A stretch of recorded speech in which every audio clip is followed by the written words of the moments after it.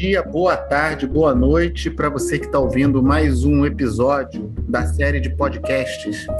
O ouvidor pergunta e o especialista responde. Esse que é um projeto pioneiro do Tribunal Regional do Trabalho da Primeira Região, parceria da ouvidoria com a Escola Judicial e a Coordenadoria de Saúde.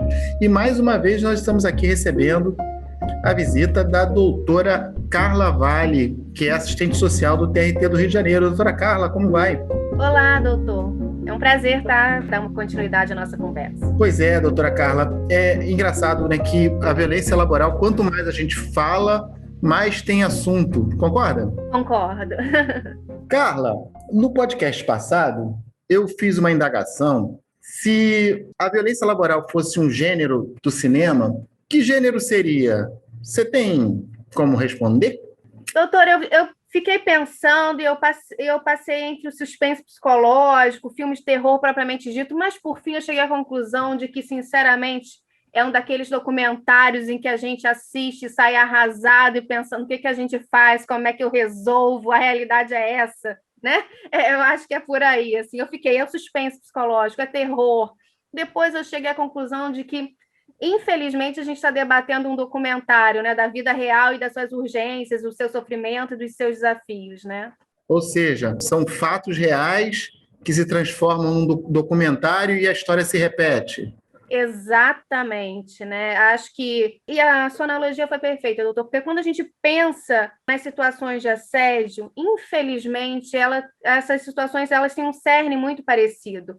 Uma cultura organizacional X, uma confusão entre público e privado, dimensões do que é gerir e o que sou eu na minha vida privada, no meu pessoal, um desconhecimento de leis, um desconhecimento do que são direitos materializados, como direitos de pessoas com deficiência, enfim.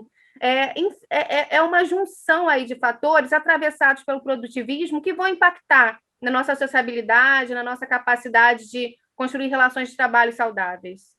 A gente está no século XXI, já passamos da quinta parte do século XXI, e o século XXI é notadamente o século do vídeo, né, das interações em tempo real, e a pandemia deixou tudo isso muito evidenciado com essas, no nosso caso, né, da Justiça do Trabalho, para ser muito específico, de audiências telepresenciais, sessões telepresenciais. O mundo virtual, ele colabora para a disseminação da violência laboral?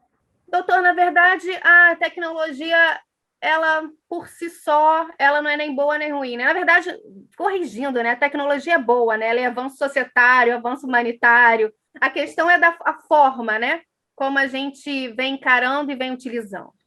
Por exemplo, isso, e é um exemplo que a gente já deu algumas vezes, né? Em tempos, né, de adoecimento mental, de sofrimento psíquico, o que a gente mais vê são pessoas sendo questionadas do seu sofrimento, do seu adoecimento por conta de redes sociais. Então, você pode estar em depressão, seu médico te disse, olha, vai caminhar, vai na praia, vai passear, para que você possa construir formas de autocuidado e de recuperação do seu bem-estar. E aí as pessoas olharem, ué, tá de licença? E tá na praia? E tirou foto sorrindo, né? Então a gente construiu aí essa máquina de ultra super vigilância e uma vigilância moralizadora e que não vê que só está analisando aquilo que é superficial, né? Então a tecnologia ela é a solução, ela nos torna mais céleres, produtivos, ela, né, traz soluções para contextos desafiadores como esse, que foi o contexto da pandemia, e que, infelizmente, muitas pessoas não puderam ainda acessar tal solução, né? E a gente está aqui por meio dessa solução tecnológica.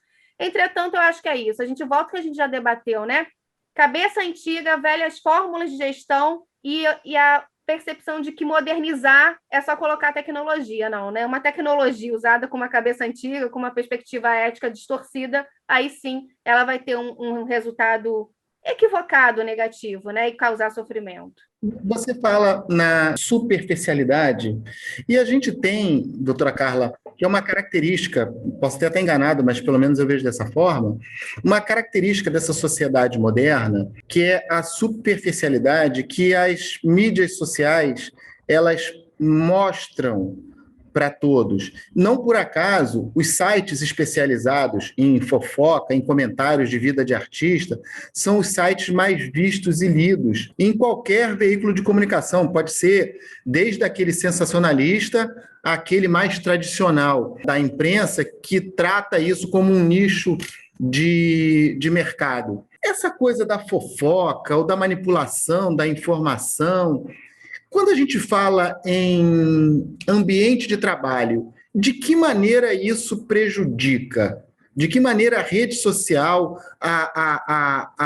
o comparativo com a vida dos chamados artistas ou das celebridades, subcelebridades, como é que isso se encaixa com a violência laboral? Onde que isso se encontra?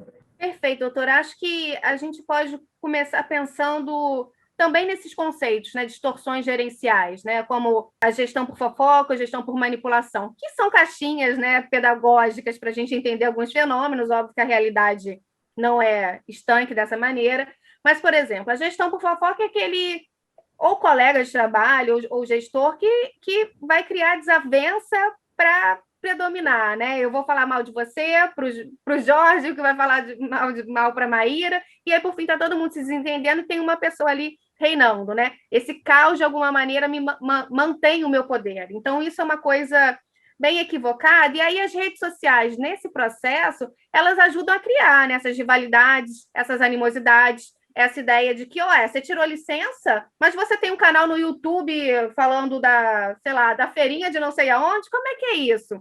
Ou tá doente ou tem canal no YouTube? Veja, são questões distintas, né? Mas isso cria uma hipermoralização do que não deveria, e nem diz respeito ao local de trabalho, né? A vida privada, não deveria dizer. Eu não quero fazer fofoca, não, tá? Só para dizer que o Jorge e a Maíra, eles estão aqui no estúdio com a gente participando da gravação. Eu denunciei. Senão os chefes dele podem não gostar e vão fazer aí algum tipo de assédio contra eles. Tô brincando, hein? Pois é, e aí entra a gestão por manipulação, que é quando justamente a gente mistura muito público e privado novamente, né? Eu te dou um cargo, ou você me... E aí, a partir desse momento, uma gratificação, uma função, reconheço seu trabalho, ou simplesmente permito que você usufrua de algum benefício ou direito. E a partir disso, eu acho que você me deve favores pessoais. Não pode mais discordar de mim nas reuniões, tem que dar conta das minhas questões pessoais, da minha vida privada, enfim. E isso é muito complicado, né? Essa confusão entre subordinação hierárquica e subordinação pessoal, ela cria aí muitos conflitos e muitas amarras. E a gente vê isso também por essa questão tecnológica das redes sociais, né? Seja, você acessou o WhatsApp, não viu minha mensagem de trabalho, e aí não interessa se já tinha acabado a jornada de trabalho, e naquele dia eu já tinha cumprido minhas propostas, minhas metas, enfim. Ou você não teve tempo de responder, mas teve tempo para curtir postagem, né, nas redes sociais, no Instagram, enfim. Então, eu acho que a gente precisa debater a separação entre público e privado. Minha função na condição, né? E aqui eu dou o meu exemplo. É óbvio que o ser humano não é cindido, que o ser humano não tem, né, o início e fim de eu sou uma coisa totalmente diferente da minha vida privada. Não se trata disso. Mas eu, Carla, como assistente social, eu tenho algumas obrigações, eu tenho alguns direitos, eu tenho alguns deveres dentro da esfera pública. E eu vou lidar com coisas que às vezes eu discordo, mas eu tenho aí uma questão hierárquica, eu tenho um código de ética, seguir um conselho regional que fiscaliza a minha intervenção. Então, tudo que eu for fazer tem que estar situado sobre isso. Eu, Carla, na minha vida privada, eu posso simplesmente não querer conversar sobre os problemas de alguém. Como assistente social, não, esse é meu trabalho, né? Receber e responder essas demandas. E o que eu acho que a gente tem é muito isso, assim, as pessoas não compreenderem que eu, gestor, quando eu faço uma crítica, por exemplo, a inserção de um servidor pela vaga de pessoa com deficiência, eu não estou dando uma opinião pessoal. Por mais que possa existir, por exemplo, um debate no direito com relação às ações afirmativas, enfim, mas eu estou ali no papel de gestor, exercendo uma função pública, numa posição hierárquica superior a uma pessoa que entrou nessa função. Então, vejam, é uma opressão. Minha opinião pessoal, né? Se for a tua opinião pessoal, você tem que entender aonde está meu papel, aonde está minha função, e aonde essa opinião pessoal cabe. E, geralmente, a gente precisa, então, criar arestas, né? Compreender essa importância de construir, né, mediações e separações. Na verdade, pelo que eu estou entendendo, num ambiente de trabalho, as pessoas não necessariamente precisam ser amigas uma das outras, mas não quer dizer que elas tenham que ser inimigas, porque não são amigas. Exatamente, doutor. Olha, isso para mim é tudo, né? Por vezes a gente via até alguma questão de cultura organizacional, alguns ressentimentos, porque tal pessoa não quis participar da festinha no setor, ou não quis ir no home office. A gente pergunta, mas ele se relaciona bem? Ele atende os objetivos setoriais, dá bom dia, boa tarde, boa noite? Então, bacana, né? É isso, se trata disso. Né? A gente não pode obrigar esta mistura, né? É o comportamento social aceitável. Exatamente, né? O que a gente não pode ter expectativa de que todos simplesmente desenvolvam a mesma relação de afetividade com o ambiente de trabalho. A gente tem que ser, sim, tratar os outros com urbanidade e cumprir o nosso trabalho, né? O que a gente veio a fazer. Fora isso, assim, às vezes a gente vê serem criados conflitos e formas de perseguição justamente por pessoas que não ingressam ou em formas de bajulação ou enfim, né? É por aí, voltando à questão da gestão por fofoca e por manipulação. Doutora Carla, nosso tempo já está acabando aqui nesse podcast, a conversa está maravilhosa, você está trazendo aí bastante informação importante, mas a gente precisa se despedir hoje. Mas antes da gente se despedir, eu queria deixar uma perguntinha para você no ar, para você responder no próximo. Vamos lá.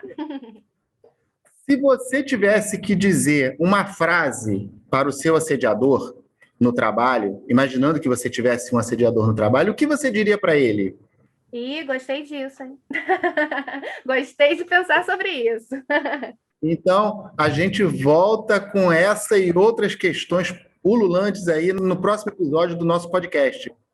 A gente se despede por aqui, esperando que todos nos ouçam no próximo episódio do podcast. O ouvidor pergunta, o especialista responde, mais uma vez contando com a participação da doutora Carla Vale.